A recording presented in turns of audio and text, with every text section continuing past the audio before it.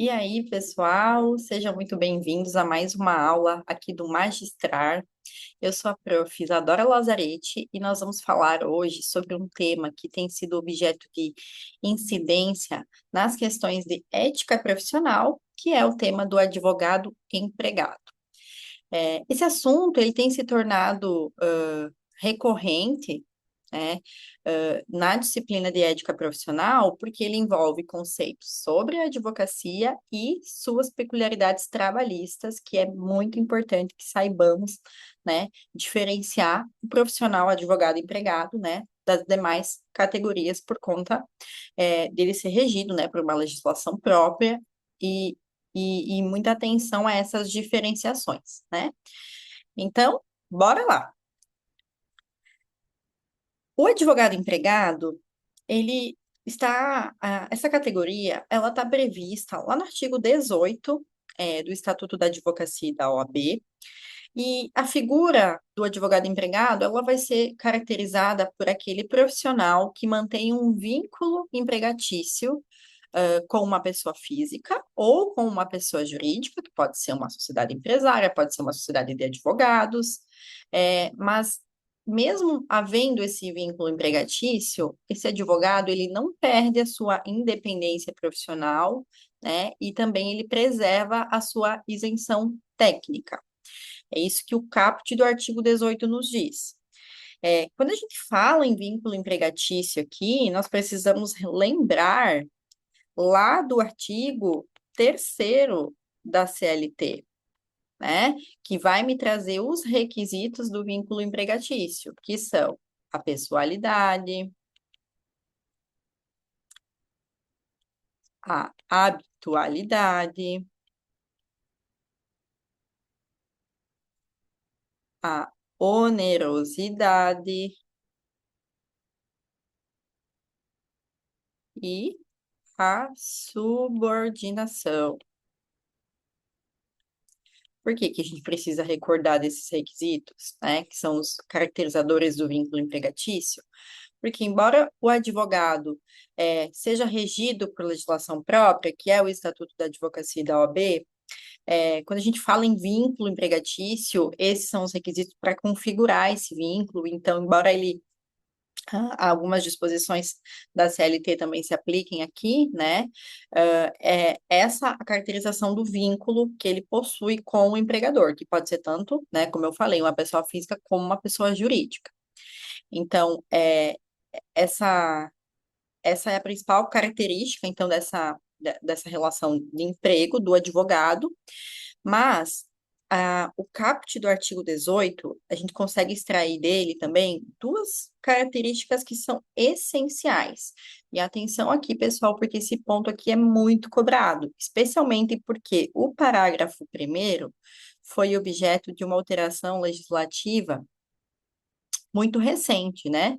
Que foi dada pela Lei 14.365 de 2022, que trouxe, então, essa possibilidade do advogado empregado, né, de recusar é, trabalhos, causas que violem a sua consciência profissional, né, que ele pode se recusar a praticar atos contrários aos ditames da profissão, aos ditames da advocacia, e também a questão que o advogado também não está obrigado a prestar serviços de natureza pessoal ao seu empregador, isto é, aqueles serviços que giram em torno de interesses pessoais do empregador e que estão fora da relação de emprego, né? Que não dizem respeito ao objeto pelo qual ele foi contratado.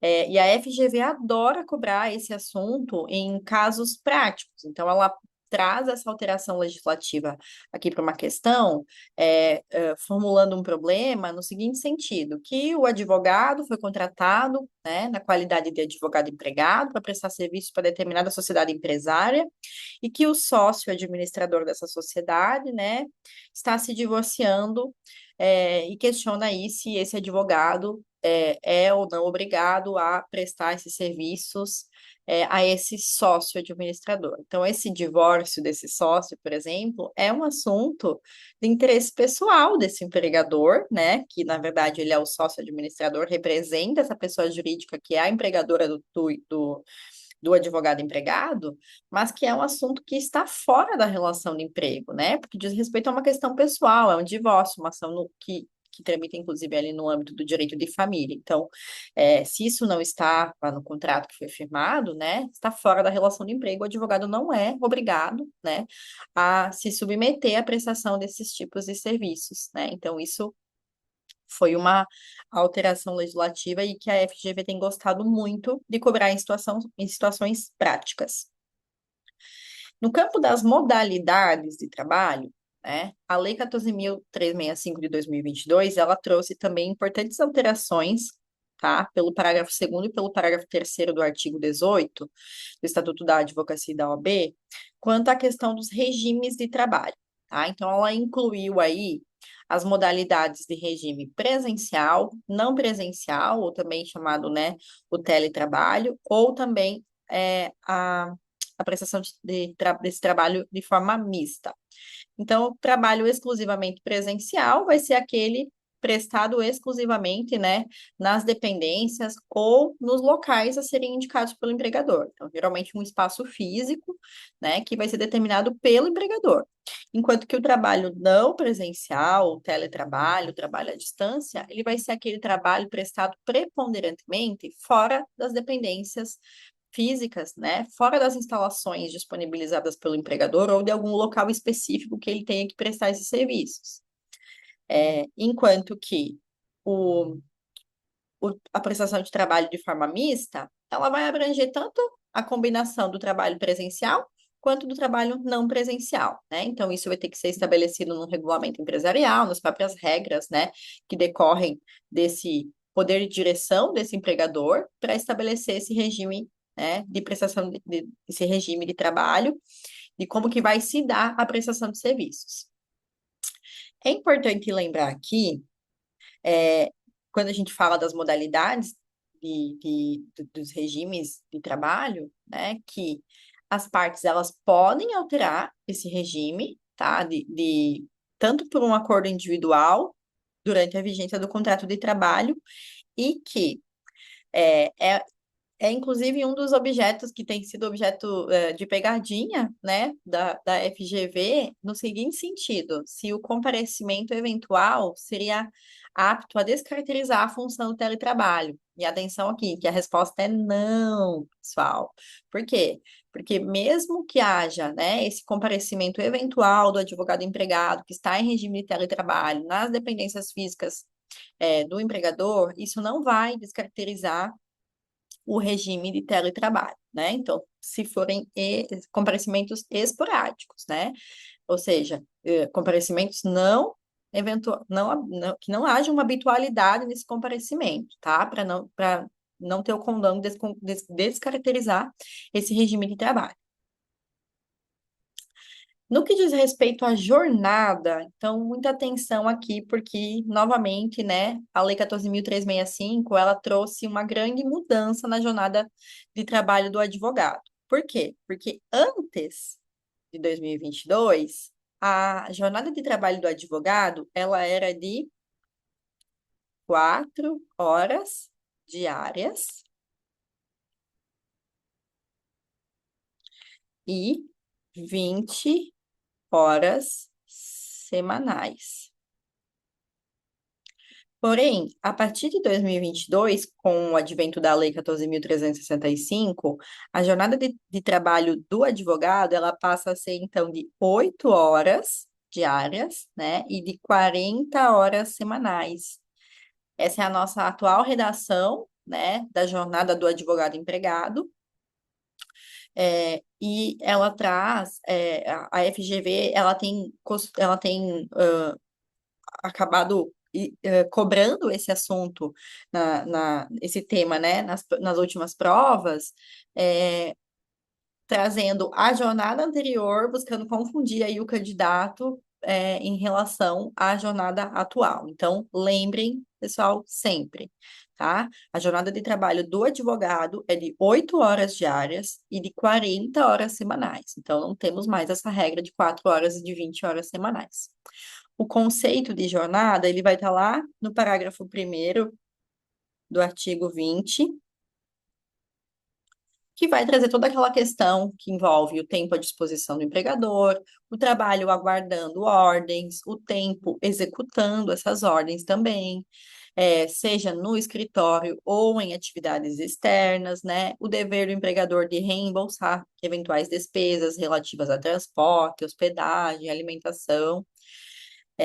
E um aspecto também que é um objeto de muita incidência está previsto lá no artigo 20, no parágrafo 2º e no parágrafo 3º, que diz respeito às horas extras e ao adicional noturno do advogado, tá? Por quê? Porque o advogado, ele vai receber o percentual de horas extras de 100% sobre a hora normal. Então, a gente tem que esquecer aqui aquela regra geral do trabalhador seletista de 50% ou 100%, depender de quando que foi a prestação de horas extras, né? Porque nesse caso, pela legislação específica do advogado que vai se aplicar, independente de quanto for quando for, qual o dia da semana for realizadas essas horas extras, o adicional vai ser sempre de 100%, tá? Então, e isso mesmo que haja um contrato escrito, tá? O percentual vai ser sempre esse, tá? É um direito indisponível, inclusive, do advogado. E em relação ao adicional noturno, nós temos que o horário se diferencia também da regra geral da CLT, então o adicional noturno do advogado começa às 8 horas, né? Às 20 horas, até às 5 horas da manhã. E o percentual também é diferente. Então, o percentual do adicional noturno do advogado é de 25%, diferenciando-se novamente da regra geral de 20% que está lá na CLT, tá? Então, é muito importante porque a FGV gosta muito de perguntar sobre o percentual dessas horas extras, né? Às vezes ela coloca ali na questão que é 50%, ou ela coloca ali na questão que é 20%. Então, lembrar, né? 100% horas extras e adicional noturno 25% das 20 horas às 5 horas, tá? Não esqueça. Outro aspecto de muita incidência diz respeito ao direito dos advogados empregados quanto aos honorários de sucumbência.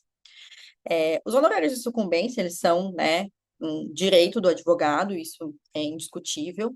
E o artigo 21 e o parágrafo único do Estatuto da Advocacia e da OAB, ele nos traz aí a regra geral, né, de que naquelas causas em que for parte o empregador, né, ou a pessoa por ele representada, os honorários de sucumbência eles vão ser devidos aos advogados empregados. Então, essa aqui é a regra geral.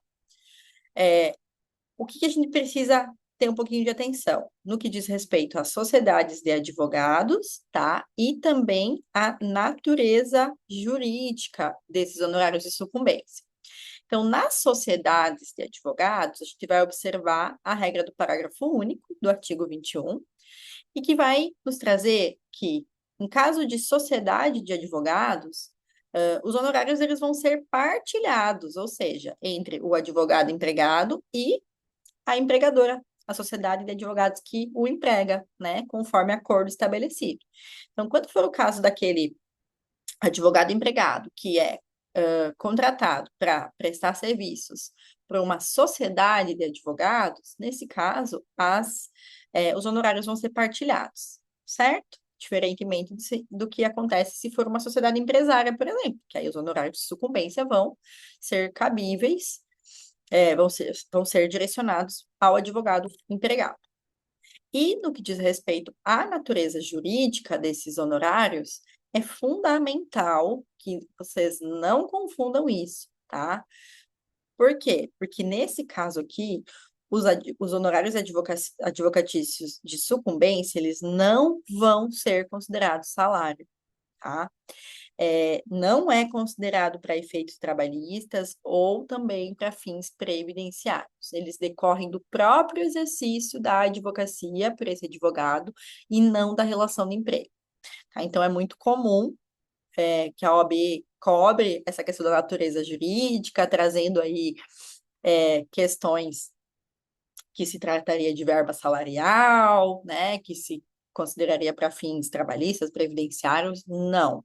Pessoal, decorre do próprio exercício da advocacia, não tem caráter, não integra o salário do advogado empregado. Outro aspecto que é muito importante diz respeito ao salário mínimo profissional, tá? O artigo 19 do Estatuto da Advocacia e da OAB e também o artigo 11, né, leitura obrigatória, ele traz aí disposições que versam sobre o salário mínimo profissional do advogado. Então, o salário profissional do advogado, né, ele será fixado ou por meio de uma sentença normativa, ou ainda quando for objeto de negociação coletiva. Então, vai depender aí da existência de uma representação sindical, tá? Para que seja firmado, então, ou um acordo ou uma convenção coletiva tratando, né, desse salário mínimo profissional. Então, vai competir aí a entidade sindical, né, a representação para fazer esse tipo de negociação, tratar da questão que envolve esse salário mínimo. Ok, pessoal?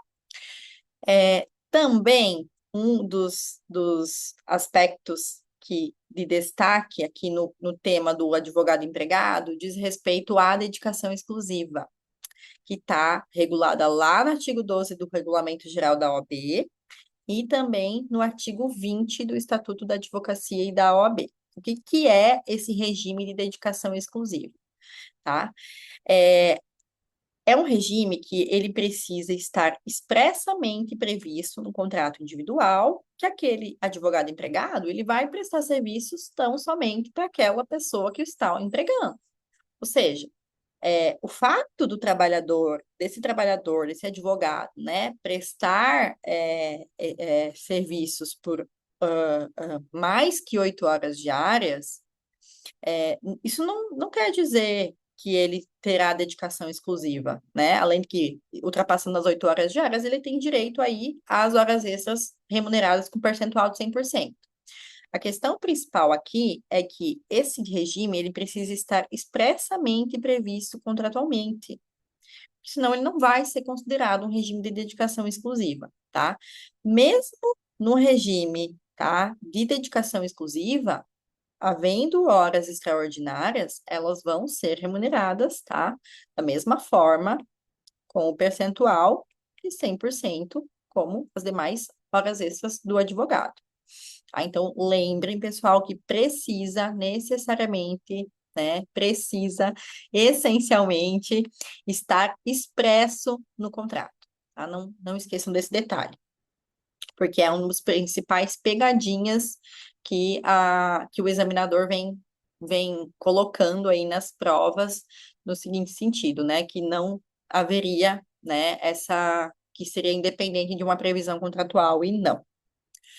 E como que a FGV tem cobrado isso nas provas? Como que tem sido exigido isso nas questões de ética profissional? Vamos resolver algumas? Então, olha só. Essa aqui é uma questão do 41º exame, tá? E fala do Gilson, advogado, recém-inscrito nos quadros da Ordem dos Advogados do Brasil, que estava em dúvida entre constituir uma sociedade unipessoal de advocacia, o que, no seu entender, lhe traria maior autonomia e liberdade, ou aceitar a proposta recebida da sociedade empresária XYZ para atuar como advogado empregado em regime de dedicação exclusiva. Após estudar a legislação correlata, Gilson aceitou a proposta de emprego da sociedade empresária XYZ acerca desse vínculo contratual, de acordo com o texto legal do Estatuto da Advocacia, assinale a afirmativa correta. Então, vamos analisar quais as assertivas que estão aqui. Letra A. Nas causas em que Gilson atuar como advogado empregado da empresa XYZ ou de pessoa por esta representada, os honorários de sucumbência lhe pertencerão. Letra B. Gilson estará eticamente obrigado a prestar serviços profissionais de interesse pessoal dos diretores da sociedade empresária XYZ. C. A jornada de trabalho de Gilson não poderá exceder a duração diária de 4 horas contínuas e de 20 horas semanais. E D, em virtude de dedicação exclusiva, Gilson não poderá ser remunerado pelas horas trabalhadas excedentes à jornada normal prevista na legislação. E aí, pessoal? Nesse caso aqui, né, a assertiva que corresponde à correta é a letra A, né? Justamente por conta dessa questão que envolve os honorários de sucumbência, que são devidos ao advogado empregado, né? Conforme previsão lá no artigo 21 do Estatuto da Advocacia e da OAB, né? E as demais estão incorretas, por quê? Olha só a B. A assertiva B diz assim, ó, que o Gilson estará eticamente obrigado a prestar serviços profissionais de interesse pessoal dos diretores da sociedade empresária XYZ. Não, né, pessoal? Não está obrigado, né? Essa é uma das alterações da lei de 2022, né, da lei 14.365. Então, ele não tem essa obrigação de prestar esses serviços de caráter pessoal, porque está fora da relação de emprego. Letra C. A jornada de trabalho de Gilson não poderá exceder a duração diária de 4 horas contínuas e de 20 horas semanais. Errado, né, pessoal? Agora, a jornada do trabalho do advogado, ela é de 8 horas diárias e de 40 horas semanais. Por uma alteração também da lei 13.000, da lei 14.365, perdão. Tá? Então, jornada de trabalho aqui, FGV cobrando a jornada anterior, né, do advogado, anterior à alteração legislativa. E a D, em virtude de dedicação exclusiva, Gilson não poderá ser remunerado pelas horas trabalhadas excedentes à jornada normal prevista na legislação. Também incorreta, né, pessoal? Porque mesmo em regime de dedicação exclusiva, o advogado empregado ele tem direito ao recebimento dessa remuneração pelas horas extras trabalhadas, né?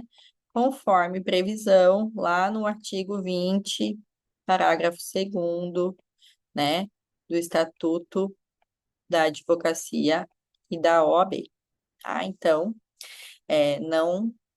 isso não retira, né, o regime de direito de dedicação exclusiva não vai retirar do advogado empregado o direito ao recebimento das horas extras.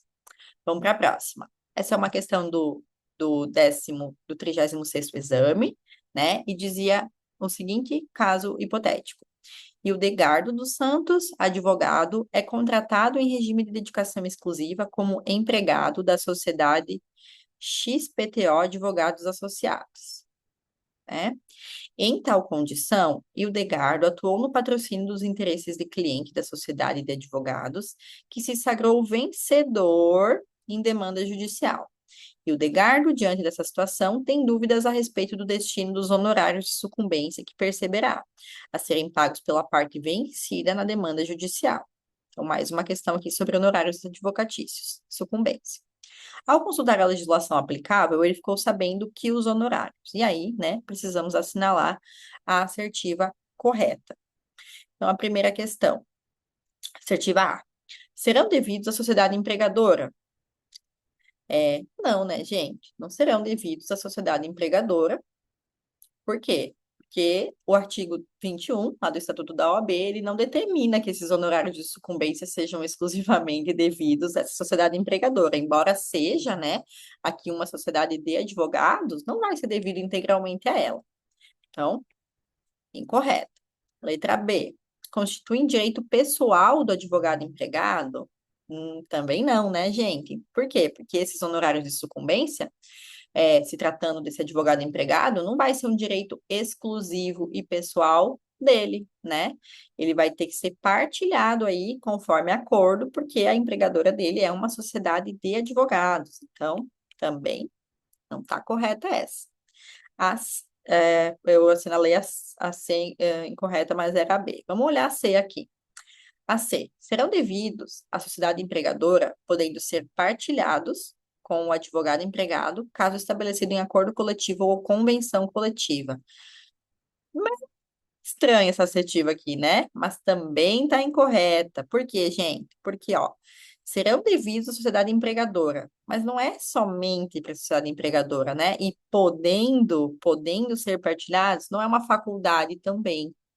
tá? Por quê? Porque nesse caso, o advogado empregado, ele tem direito a esses honorários de sucumbência. Então, por que que a nossa assertiva aqui correta vai ser a D, né? Por eliminação das demais.